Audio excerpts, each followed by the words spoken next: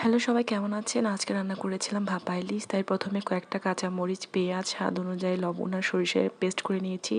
যেটার মধ্যে মেরিনেট করব সেখানের মধ্যে বাটাটা নিয়ে নিলাম, যেটা পেস্ট করেছিলাম। এরপর পরিমাণ মতো হলুদের গুঁড়া, ধনিয়ার গুঁড়া আর সামান্য মরিচের গুঁড়া দিয়েছিলাম একটু ঝাল হওয়ার জন্য। আগে যেহেতু লবণ দিয়ে পেস্টটা করেছিলাম তাই আর লবণ দিইনি। এরপর পরিমাণ মতো সরিষার তেল দিয়ে ভালো করে মেখে নিব।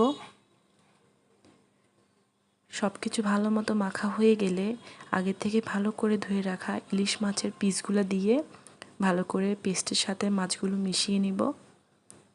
একটু সময় নিয়ে ভালো করে ম্যারিনেট করতে হবে, তাহলে ভিতরে ভিতরে লবণ যাবে, সব মশলা যাবে। এরপর ম্যারিনেট হয়ে গেলে কয়েকটা গোটা কাঁচামরিচ আর অল্প একটু সরিষার তেল দিব উপরে। এরপর একটা পাত্রে যেটার মধ্যে ভাপে বসাবো পরিমাণ মতো পানি দিয়ে একটা স্ট্যান্ড দিয়ে একটু ভাপ দিয়ে নিব।